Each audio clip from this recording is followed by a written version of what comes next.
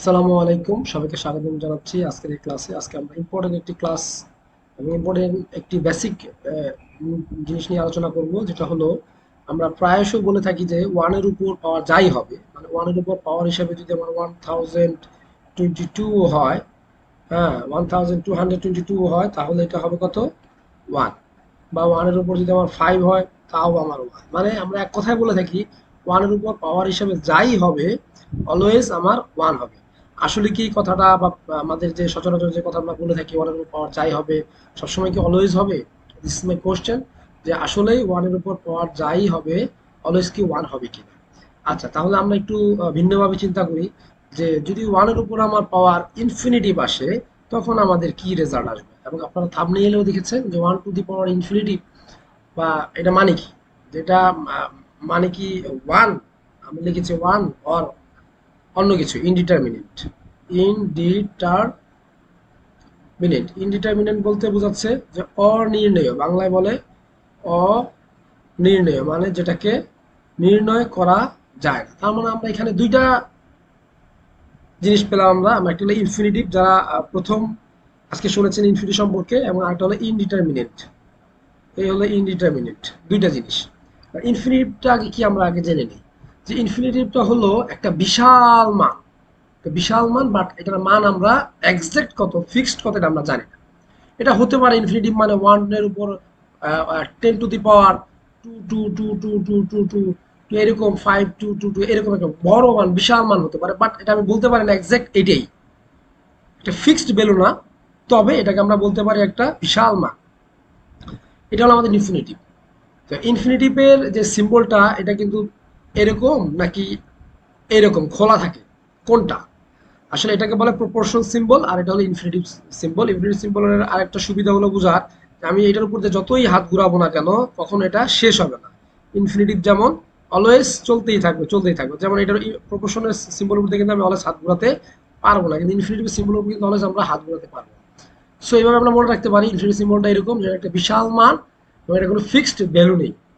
আচ্ছা, তাহলে one two the power infinitive এটা কি? One two the power infinitive একটা অবশ্যই একটা ভ্যালু আছে, যদি ধরে নেই যে one two the power infinity is equal two কত।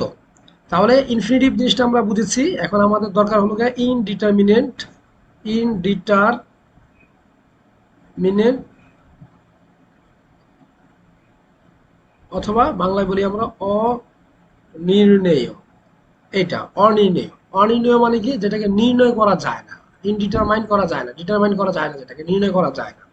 কি নির্ণয় করা যায় না? এক্সাক্ট ভ্যালুটা নির্ণয় করা যায় না। যেমন আমি যদি একটা উদাহরণ দিই, ওয়ান টু দি পাওয়ার ইনফিনিটিভকে ধরে নিলাম আমরা যে এটার একটা ভ্যালু হবে, যেমন আমার টু স্কোয়ারের ভ্যালু কত? 4, একটা মান আমরা পাচ্ছি। তো সো আমরা এখানে ধরে নিলাম যে one two the power infinitive এটার একটা ভ্যালু হলো আমাদের এক্স। তাহলে এইটাকে ক্যালকুলেশন করলে যে মান হবে সেটা হলো অ্যান্সার আমাদের এক্স। আচ্ছা, এখন আমি এটাকে সিম্পলিফাই করবো একটু। One is equal to x to the power one by infinitive. আমরা জানি যে এই পাশে যদি আমার পাওয়ার থাকে, যেমন x cube is equal two 4, তাহলে এক্স যদি আমার পাওয়ার থাকে, তাহলে ওই পাশে গেলে কত হবে আমার? 4 টু দি পাওয়ার 1/3। মানে এই পাশে পাওয়ার যখনই আমার ইকুয়াল সাইনের রাইট হ্যান্ড সাইডে যাবে, তখন 1/3 হবে। এখানে 4 থাকলে 1/4, এখানে 5 থাকলে 1/5 হবে আমাদের। সো আমাদের ইনফিনিটিভ যেহেতু এই পাশে আছে, সো ওই পাশে গেলে আমাদের কি হয়ে যাবে? 1/ইনফিনিটিভ হয়ে যাবে। আর আমরা জানি যে যে কোনো রিয়েল নাম্বারকে ইনফিনিটিভ দ্বারা ভাগ করলে রেজাল্ট আসে কি? 0। সো আমাদের এখানে আমরা পাচ্ছি a one is equal to x to the power 0, মানে 1/ইনফিনিটিভ। এই 1/ইনফিনিটিভ, ওয়ান যদি একটা রিয়েল নাম্বার, এটাকে করলে আমরা কি পাচ্ছি? 0 পাচ্ছি। তার মানে one is equal to x to the power 0। তার মানে জিনিসটা এখন এই ফর্মেটটা কিন্তু আমাদের একটা পরিচিত একটা ফর্ম। কি ফর্ম? যে এক্স টু দি পাওয়ার 0, যে আমরা জানি 5 two the power 0 is equal two কত? 1। আমরা জানি anything to the power 0 is equal to 1, মানে যে কোনো জিনিসের পাওয়ার 0 মানে 1। এখানেও কিন্তু একটা কথা ভুল আছে, যে anything to the power 0 is equal to 1, এরকম বিষয়টা, যে a to the power 0 is equal to 1 আমরা লিখি, যে anything to the power 0 is equal to 1। আসলে এখানে কিন্তু একটা সাইড নোট দেওয়া থাকে, যে অবশ্যই এ নট ইকুয়াল টু 0 হতে হবে। 0 ব্যতীত যে কোনো জিনিসের উপর পাওয়ার 0 থাকলে 1 হবে। তার মানে 0-র উপর পাওয়ার যদি 0 আসে, তাহলে কিন্তু এটাকে আমরা 1 বলতে পারবো না। এটা কিন্তু not equal to 1, 0 to the power 0 not equal to 1। 0 ব্যতীত যে কোনো মানের জন্য এটা আমার 1 হবে। তার মানে এক্স এর জায়গায় আমি ধরতে পারি, একজন লোক যদি মনে করে, একজন স্টুডেন্ট সে যদি মনে করে এক্স এর জায়গায় আমি ধরলাম আমি 1, তাহলে 1 টু দি পাওয়ার 0 মানে 1। আরেকজন মনে করতে পারে x equal to 2 to the power 0 মানে 1 হতে পারে, তার মানে আমার লেফট সাইডে যে ওয়ার্ডটা মিলতেছে। x এর জায়গায় যদি আমার ধরে 5 টু দি পাওয়ার 0 তাও হতে পারে। x ইকুয়াল টু যদি ধরে আমার 222 যদি x এর ভ্যালু ধরে, তাহলে এটার উপর 0 মানেও কি আমি 1 পাচ্ছি। মানে x এর মান একমাত্র 0 ব্যতীত যে কোনো মানের জন্য আমার কি হবে, অলওয়েজ লেফট সাইডে যে আমার 1 আছে এটা মিলবে। তার মানে x হবে কি এই মানগুলো 1 2 3 4 5 6 7, হ্যাঁ, প্লাস মাইনাস 1 প্লাস মাইনাস 2 এইভাবে চলতেই থাকবে 0 ব্যতীত। এখন আমরা এখানে তার মানে আমি x এর কি মান পাইনি, x এর একটা মান পাচ্ছি না। আসলে 1 টু দি পাওয়ার ইনফিনিটিভের x এর ক্ষেত্রে আমরা অনেকগুলো মান পাচ্ছি। যে আমরা যে ধরেছিলাম যে ক্যালকুলেশনের সুবিধার্থে যে 1 টু দি পাওয়ার ইনফিনিটিভ এটার ক্যালকুলেশন করলে আমার মান হবে x, এবং আমরা সিম্পলিফাই করে দেখেছি যে x এর ভ্যালু কিন্তু আসলে একটা আসে না, আমাদের x এর ভ্যালু আসতেছে অসংখ্য x এর ভ্যালু আসতেছে। তো অসংখ্য ভ্যালু থেকে কোনটা আমার এক্সাক্ট একটাই ভ্যালু হবে, কারণ আমরা জানি কি 2 কিউব ইজ ইকুয়াল টু 8, মানে এটা ক্যালকুলেশন করলে অবশ্যই আমাকে একটা ভ্যালু আসতে হবে। কিন্তু 1 টু দি পাওয়ার ইনফিনিটিভের ক্ষেত্রে আমাদের কিছু অসংখ্য মান আসতেছে।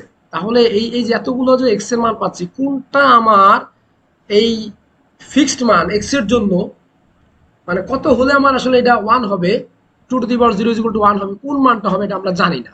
এটাকে বলে অনির্ণেয়, যে এটা নির্ণয় করা যাচ্ছে না, এই জন্য এটা আমরা বলি অনির্ণয়। আমরা উপরে ক্লাসে গেলে ইন্টারমিডিয়েটে গেলে আমরা ম্যাথসে দেখবো এল হসপিটাল রুলস এর মাধ্যমে এগুলোর মান বের করে থাকে, অথবা লিমিটের অঙ্কগুলো আমরা দেখেছি যে কিভাবে এই মানগুলো মান বের করে থাকে।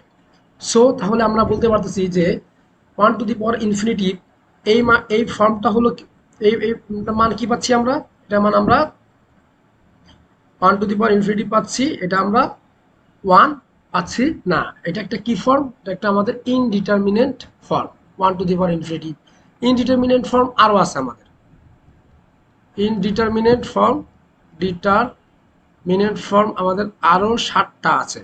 এটা সহ আরও 7টা, যেমন 0 টু দি পাওয়ার 0 এটা একটা ইনডিটারমিনেন্ট ফর্ম, 0 ডিভাইডেড বাই 0 একটা ইনডিটারমিনেন্ট ফর্ম, তারপর ইনফিনিটিভ বাই ইনফিনিটিভ এটা একটা indeterminate form, infinitive minus infinitive এটা একটা ইনডিটারমিনেন্ট ফর্ম, 0 ইন্টু ইনফিনিটিভ এটা একটা indeterminate form, infinitive to the power 0 এটা একটা ইনফিনিটিভ ফর্ম। কয়টা হয়েছে, 1টা 2টা 3টা 4টা 5টা 6টা 7টা। 1 to the infinitive form, 0 to the power 0, 0 by 0, infinitive by infinitive, infinity থেকে মাইনাস ইনফিনিটিভ করলে 0-র সাথে ইনফিনিটিভ গুণ দিলে, এবং ইনফিনিটিভ টু দি পাওয়ার 0। এই ফর্মগুলো যেখানেই আমরা দেখবো এগুলা এক একটা ইনডিটারমিনেন্ট ফর্ম, মানে এগুলা অনেকগুলা মান থাকবে, ওইটা থেকে কোনটা এক্সাক্ট ভ্যালু হবে আমরা জানি না। যেমন 0/0, 0/0 এটা ইনডিটারমিনেন্ট ফর্ম কিভাবে হয়, কোশ্চেন আসে আমাদের যেটা কিভাবে 0/0 হয়। যেমন আমরা যদি বলি, ধরে নিলাম যে 0 টু দি পাওয়ার 0 এটা ভ্যালু হলো এক্স একটা মান, তাহলে 0 ইকুয়াল টু এক্স ইন্টু 0 আমরা লিখতে পারি। তারপর এক্স এর কোন মানের জন্য কোন মানের সাথে গুণ দিলে আমার 0-র সাথে গুণ দিলে 0 হবে, তাহলে আমরা এক্স এর মান 0 হতে পারে, 1 হতে পারে, 2 হতে পারে, 3 হতে পারে, -1 -2 অসংখ্য আমার মান আসতে পারে, যে এক্স এর মান যাই বসায় না কেন এটার সাথে গুণ দিলে আমার কি আসবে, 0 আসবে।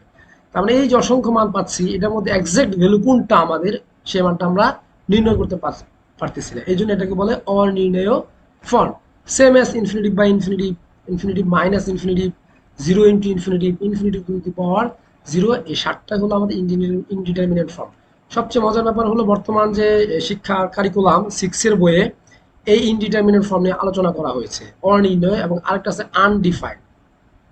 আনডিফাইন্ড, অনির্ণয় এবং আনডিফাইন্ড মানে অসংজ্ঞায়িত। তাহলে আমাদেরকে জানতে হবে ইনডিটারমিনেন্ট এবং আনডিফাইন্ড এই দুইটা জিনিস কি। ইনশাআল্লাহ আমরা নেক্সট ক্লাসে ইনডিটারমিনেন্ট এবং আনডিফাইনের মধ্যে যে পার্থক্য আছে সেই বিষয়ে আমরা আলোচনা করব, এবং এগুলো আসলে খুবই ইন্টারেস্টিং। আমরা যদি ভালোভাবে ধরতে পারি আমাদের খুবই ভালো লাগবে, এবং আমাদের স্টুডেন্টদের জন্য সহজ হয়ে যাবে। তো পরবর্তী ক্লাসের ভিডিও দেখার আমন্ত্রণ জানিয়ে আজকের মতো এখানে শেষ করছি। এবং আমি আরেকটু রিমাইন্ড দিতে চাই, আমি ইনশাআল্লাহ এখন থেকে নিয়মিত ভিডিও দেওয়ার চেষ্টা করব, অ্যাটলিস্ট সপ্তাহে একটা ভিডিও বানানোর চেষ্টা করব। আপনারা দোয়া করবেন, আসলে ব্যস্ততার কারণে আসলে সময় হয়ে ওঠে না। তারপরে ইনশাআল্লাহ এবার কঠিন ডিটারমাইন ইনশাআল্লাহ চেষ্টা করব সপ্তাহে অ্যাটলিস্ট একটা করে ভিডিও দেওয়ার জন্য। তাহলে আপনারা ভালো থাকবেন, সুস্থ থাকবেন, আল্লাহ হাফিজ।